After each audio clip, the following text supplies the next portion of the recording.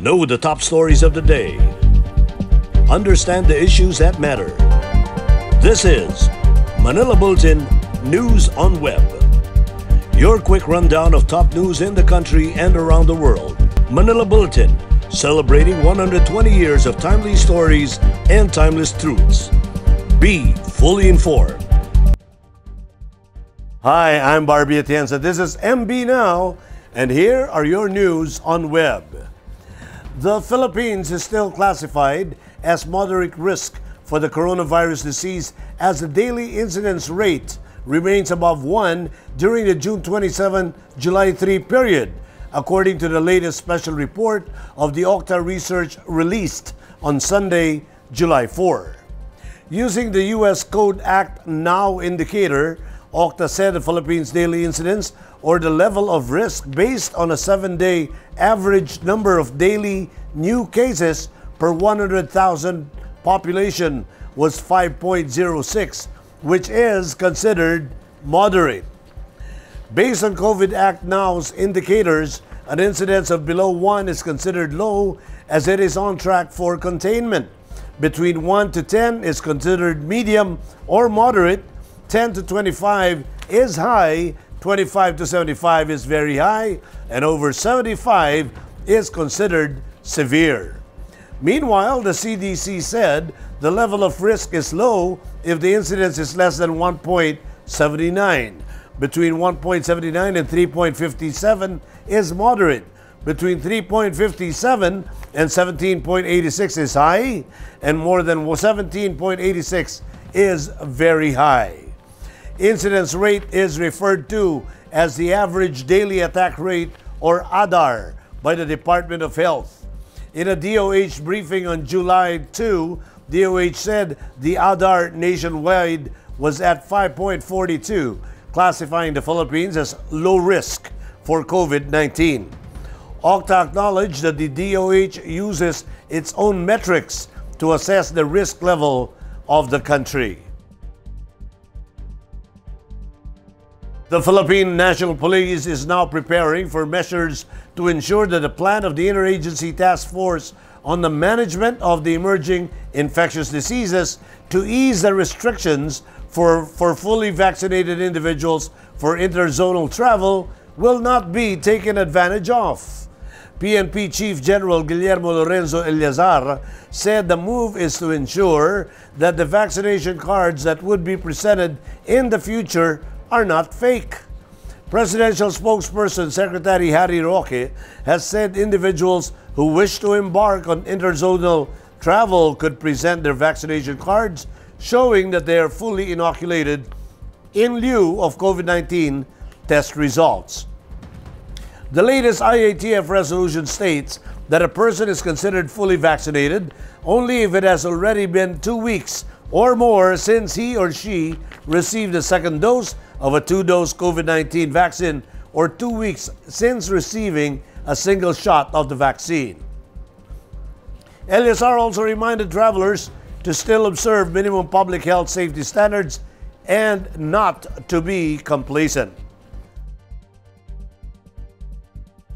The Philippine Institute of Volcanology and Seismology, or PhilVox, recorded Taal Volcano's highest level of sulfur dioxide emission on Sunday, July 4.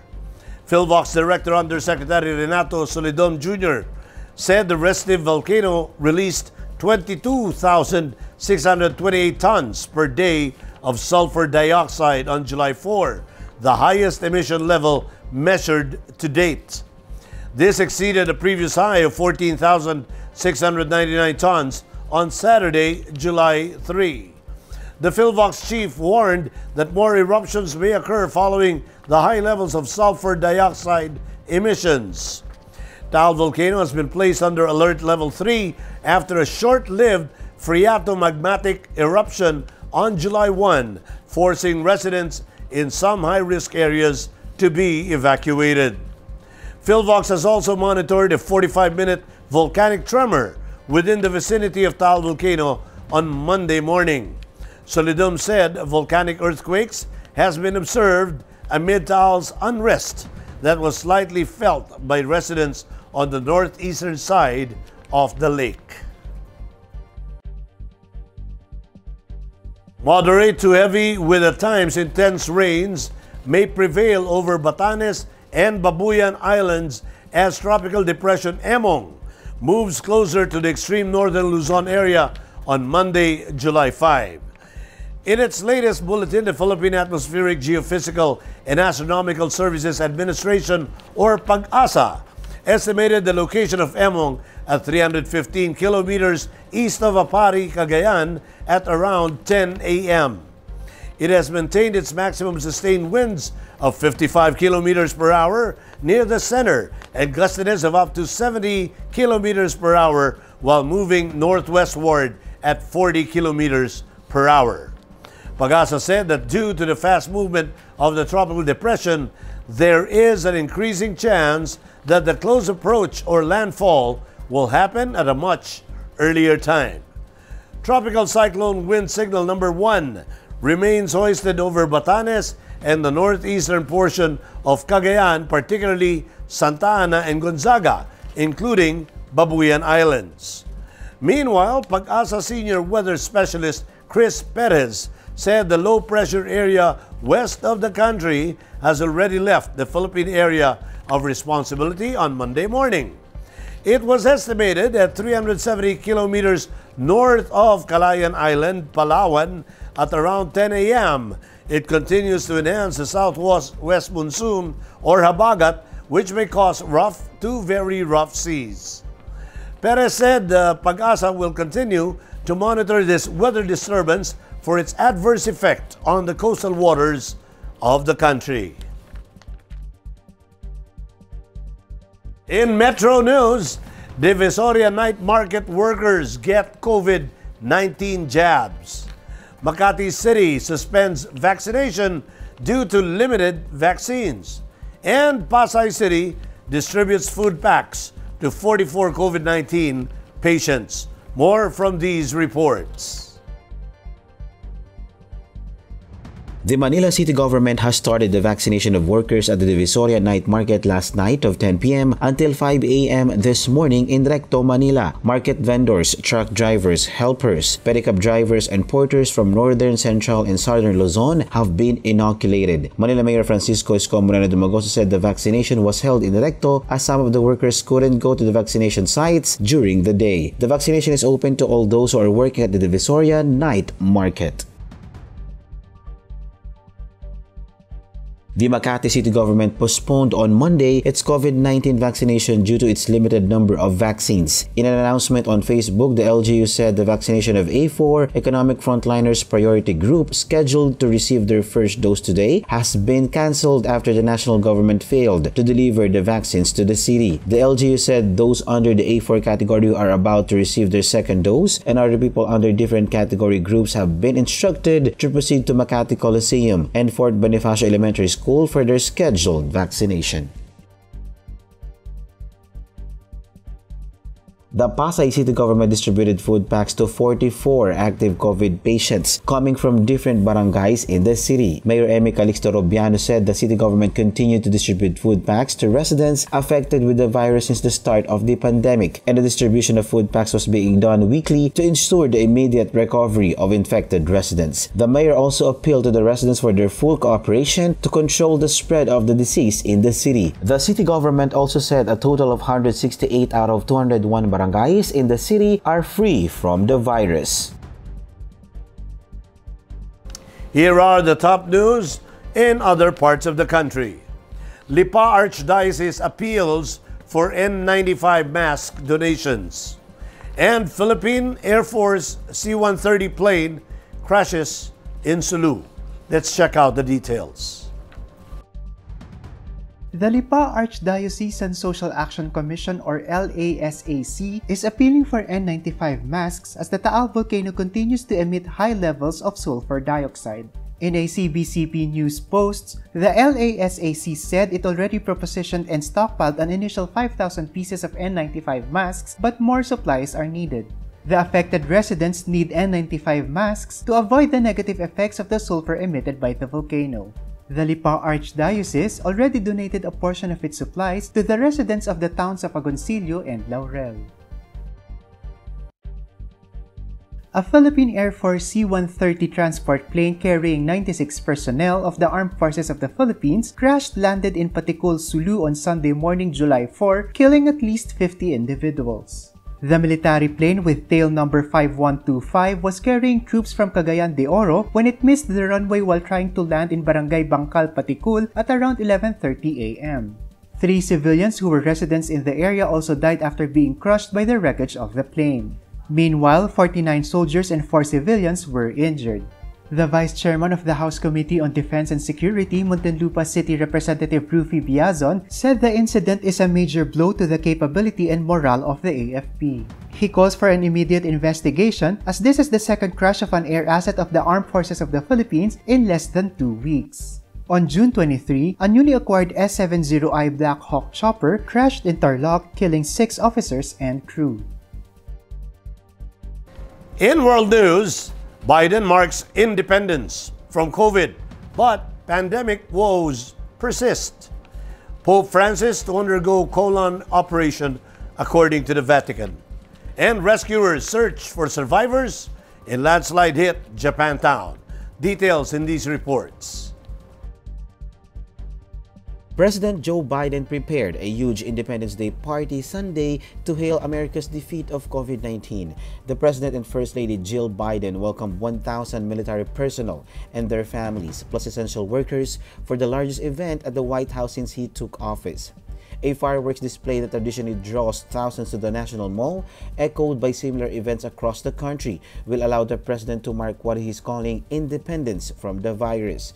A White House official said in a statement the president would celebrate progress against the virus but note that the job is far from over.